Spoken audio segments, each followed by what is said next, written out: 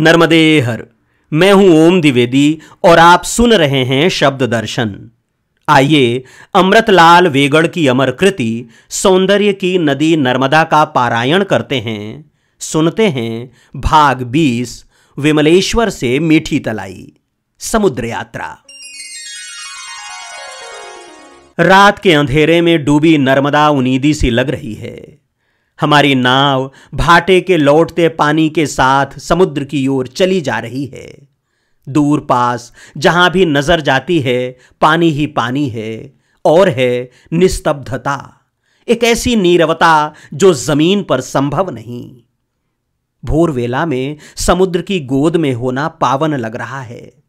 स्वच्छ शीतल पवन रक्त में उत्साह भर रहा है। समुद्र का सौंदर्य और उसकी शांति मेरे हृदय में आ विराजती है। हृदय अपूर्व आनंद से भर जाता है। तारे धीरे धीरे विदा हो जाते हैं और पूरब के आकाश में उजाला भरने लगता है। देखते देखते समुद्र के गर्भ से सूरज का ललछौहा गोला निकलता है और अपने मोर पंख फैला देता है। रात के अंधेरे में जब नाव में बैठे थे तब हम अपने आप को कितना असुरक्षित अनुभव कर रहे थे। श्यामलाल जैसा बलिष्ठ नौजवान तक डर रहा था। एक तो अंधेरा, तिस पर समुद्र। दोनों के सम्मिलित भय ने हमारे कुछ एक सहयात्रियों को जकड़ लिया था। लेकिन अब अंधेरा दूर हो गया है और उसी के साथ साथ चला गया है मन का भय। समुद्र में दूर झाड़ी की महीन सी रेखा दिखाई दे रही है। वहां अलियावेट नामक एक बड़ा टापू है। नाव में बैठी परकम्मावासी महिला ने कहा, आप सब चुपचाप क्यों बैठे हैं, कुछ गाते क्यों नहीं? उसके पति ने कहा, तुम ही शुरू करो। जब हम लोगों ने भी यही कहा तो उसने खांस कर गला साफ किया, फिर धीरे धीरे गाने लगी। दूसरे लोग भी उसका साथ देने लगे। कुछ बेसुरा होते हुए भी इस समय भजन बड़ा अच्छा लग रहा था। थोड़ी देर में एक टापू आया। सुबह की धूप में वो धुला धुला नजर आ रहा था। समुद्र सतह से नाम मात्र को ऊंचा है, ज्वार आने पर डूब जाता है। हम यहां थोड़ी देर के लिए उतरे, फिर आगे बढ़े। बीच बीच में गुमान नाव के भीतर रिस आने वाला पानी उलीचता रहता था। कहने लगा, आज नाव में हम कम लोग हैं, पर जब भीड़ होती है तब परकम्मावासी आपस में खूब झगड़ते हैं, जगह के लिए, सामान के लिए या फिर पुरानी बातों को लेकर। जमीन के झगड़े वे यहां समुद्र पर ले आते हैं। मैंने कहा, तुम समुद्र की कहते हो, आदमी जल्द ही अपने झगड़े अंतरिक्ष में ले जाएगा। झगड़ों के लिए धरती अब उसे छोटी पड़ रही है। एक जगह गुमान ने कहा, यह वो जगह है जहां नर्मदा की मूल धारा समुद्र से मिलती है। असली रेवा सागर संगम ये है, इसके बाद नर्मदा नहीं है। वैसे तो कतपुर से ही नर्मदा समुद्र के दरवाजे की कुंडी खटखटाती है और विमलेश्वर नर्मदा तट का अंतिम गांव है, इसलिए रेवा सागर संगम विमलेश्वर में माना गया है। किंतु इसके बाद भी नर्मदा की मुख्य धारा क्रमशः क्षीण होती यहां तक आती है और यहां पूर्ण रूप से विलीन हो जाती है। हम लोगों को कुछ पता नहीं चलता, सभी ओर एक सा पानी लगता है। लेकिन यहां के नाविक इस मिलन बिंदु को खूब जानते हैं, इसलिए गुमान ने हमें वो जगह बताई। सभी ने संगम के जल को मस्तक पर चढ़ाया। साथ लाई पूजा की सामग्री से रेवा और सागर का पूजन किया। नारियल जल को छुआकर गुमान को दे दिए। अन्य सामग्री जल को अर्पित की और प्रसाद बांटा। वातावरण में ऊद बत्ती की सुगंध भर गई। अभय मुनि ने मंत्रोच्चारण किया। चेतन मुनि ने शंख बजाया। मैंने ये पंक्तियां लिखी। पृथ्वी पर 3 भाग जल और 1 भाग थल है। हमारे शरीर में भी 3 भाग जल और 1 भाग हड्डी है, बिल्कुल वही अनुपात। हमारा हृदय धड़कता है, समुद्र गरजता है। समुद्र का गर्जन कहीं धरती के हृदय की धड़कन तो नहीं। माना कि समुद्र का पानी खारा है, पर हमें तो वो मीठा पानी ही देता है। बादल से खारा पानी तो नहीं बरसता। शबरी की तरह चख चख कर हमें वो मीठे बेर ही देता है। समुद्र शबरी, धरती राम, जुग जुग की कहानी अविराम। कविता अचानक एक बार में नहीं आई। पिछले 3-4 दिनों से वो मेरे मन के मकान में आती जाती रही। मकान पसंद आ गया तो कल पेशगी दे गई और आज रहने को आ गई। शांत समुद्र से हवा के हल्के हल्के झोंके आ रहे हैं। आधे से अधिक परकम्मावासी सो गए हैं। यहां तक कि गुमान भी सो गया है। थोड़ी देर के बाद जिसके भरोसे नाव छोड़कर वो सो गया था, उसका वो साथी भी सो गया। गुमान जब उठा तो देखा कि नाव समुद्र में ज्यादा ही दूर चली आई थी। उसने तुरंत पाल समेट लिया और लंगर डाल दिया। नाव एक जगह स्थिर हो गई। पानी पर हल्के हल्के हंस की तरह डोलती रही। सभी धूप से परेशान हैं। नाव एक जगह खड़ी हो गई है तो धूप और भी तेज लग रही है। मलय और अनिल दुबके सो रहे हैं। मैंने मन ही मन प्रार्थना की, हे दक्षिण दिशा के पवन, हे मलयानिल, आओ और हमारा बेड़ा पार लगाओ। हमें ज्यादा देर प्रतीक्षा नहीं करनी पड़ी। 1-आध घंटे में पवन शुरू हो गया तो गुमान ने पाल खोल दिया, लंगर उठा लिया। हमारी नाव सरसराती हुई उत्तर की ओर बढ़ने लगी। नींद के मारे मेरी पलकें भारी हो गईं तो मैं भी सो गया। जब नींद खुली तो दूर एक लाइट हाउस दिखाई देने लगा था। उत्तर तट की हल्की सी रेखा उभरने लगी तो सभी के मन खेल उठे। अब ज्वार शुरू हो गया था। हमारी नाव तेजी से तट के नजदीक पहुंच रही थी। इक्के दुक्के मछुआरों की डोंगियां भी दिखाई दे रही थीं। उत्तर तट का प्रथम ग्राम है हरिका धाम। इसके बाद मीठी तलाई। दोनों पास पास ही हैं। मीठी तलाई में रहने की सुविधा है, खास तो पानी की, इसलिए गुमान ने हमें मीठी तलाई उतारा। उस समय दोपहर के 2 बज रहे थे। धधकती धूप में नदी की रेत गरम कड़ाह की तरह तप गई थी। उसे पार करते हुए परकम्मा वासियों के पैर झुलस गए। दोनों सन्यासियों ने तो दौड़ लगा दी। कुछ एक ने पैरों में कपड़े की पट्टियां बांध ली। मीठी तलाई पहली नजर में ही भा गया। यहां है एक मंदिर, मंदिर से लगी धर्मशाला और बरगद का पेड़, जिसके चारों ओर चबूतरा। हम लोगों ने इस चबूतरे पर अपना अड्डा जमाया। सामने कुआं है। पास के गांव जागेश्वर का कुआं सूख गया है, इसलिए वहां की स्त्रियों का यहां दिन भर तांता लगा रहता है। स्त्रियां घाघरे पर साड़ी पहनती हैं और काम करते समय अपनी साड़ियों का कछोटा मारती हैं।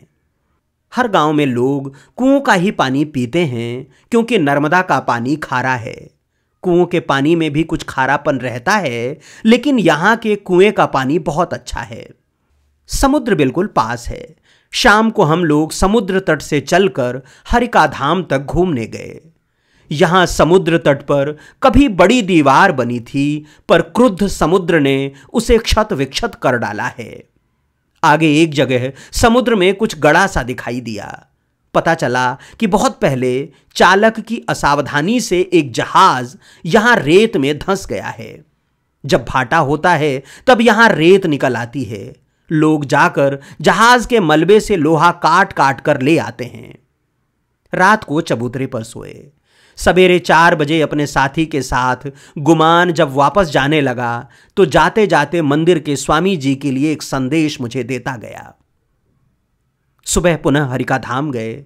साथ में दोनों सन्यासी भी थे। रात में नाविकों को राह दिखाने के लिए यहां एक लाइट हाउस है, उस पर चढ़कर समुद्र को देखा। दरअसल ये समुद्र नहीं, खाड़ी है, खंभात की खाड़ी। सामने सौराष्ट्र है। वहां के घोघा बंदरगाह का लाइट हाउस यहां से दिखता रहता है। यहां से आगे बढ़े। 3-4 दिन के साथ के कारण दोनों सन्यासियों से घनिष्ठता हो गई है।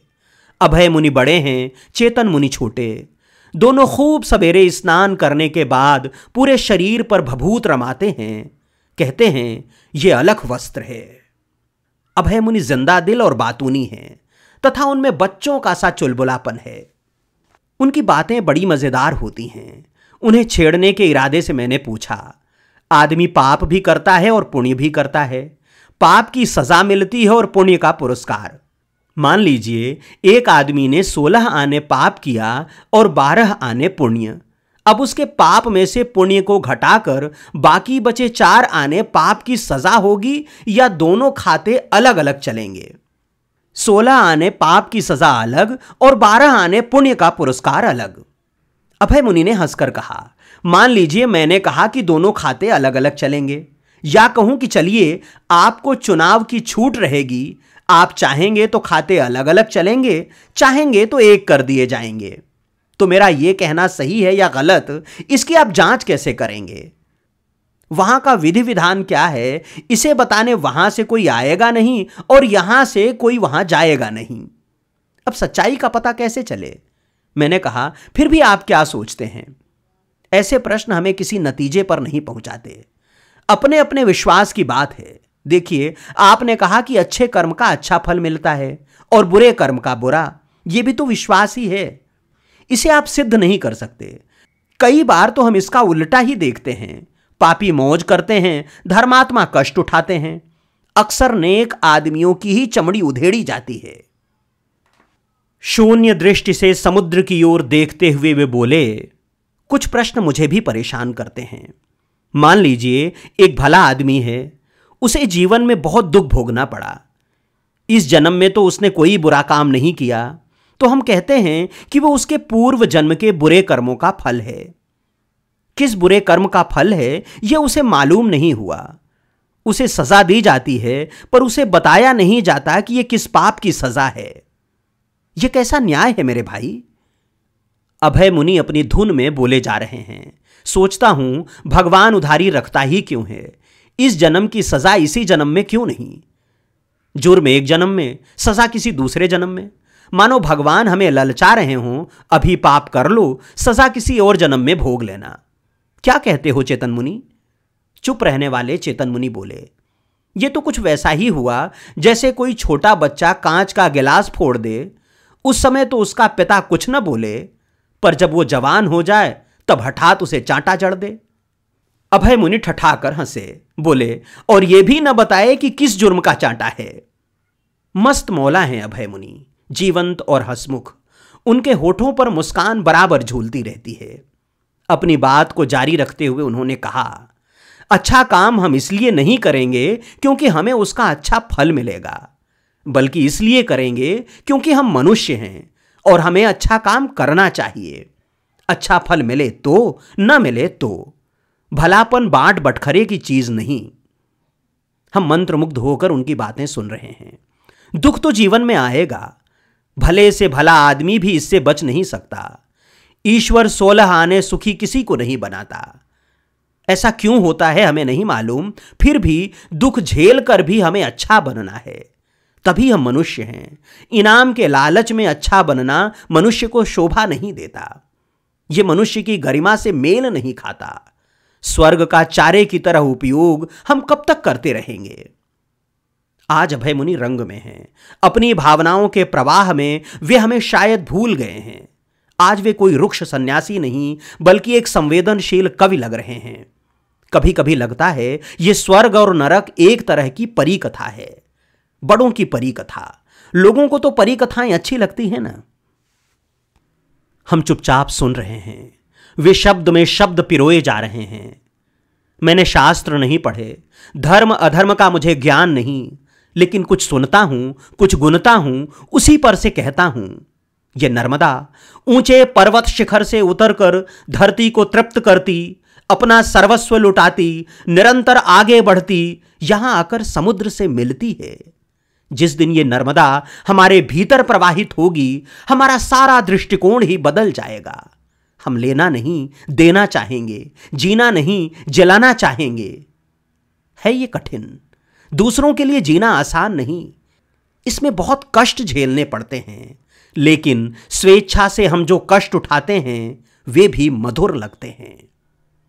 वे थोड़ी देर शांत रहे, मानो अंतर्लीन हो गए हों। अब कि उनका स्वर गंभीर हो चला था। शूलपाण झाड़ी की बात है, मैं अकेला ही चल रहा था। भीलों ने मुझे पूरी तरह लूट लिया था। मेरे पास कुछ भी नहीं बचा था। भूख से बुरा हाल था। काफी देर बाद एक भील की झोपड़ी पड़ी। भील से कहा कि बड़ी भूख लगी है, कुछ खाने को दो। वो झोपड़ी में गया और ज्वार की एक रोटी ले आया। साथ में न नमक न मिर्च, केवल रोटी।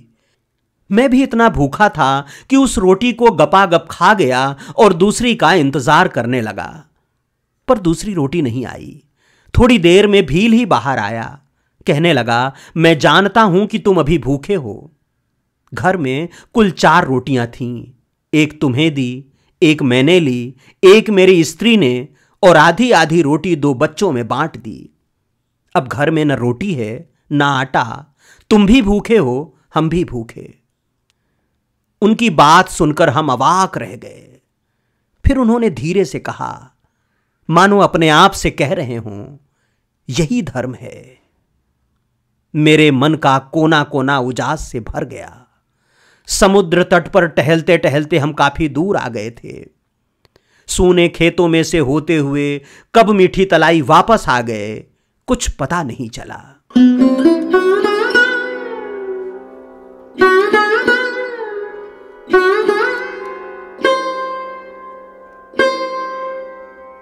शब्द दर्शन में आज की नर्मदा परिक्रमा यहीं तक।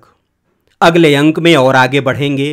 तब तक के लिए एक छोटा सा निवेदन, अगर आपने अभी तक शब्द दर्शन चैनल को सब्सक्राइब नहीं किया है तो कृपया कर लें। अगर आप चाहते हैं कि मां नर्मदा का ये प्रसाद जन जन तक पहुंचे तो परिचितों और मित्रों के साथ साझा करें। हमारे प्रयास को अपना प्रोत्साहन दें। नर्मदे हर।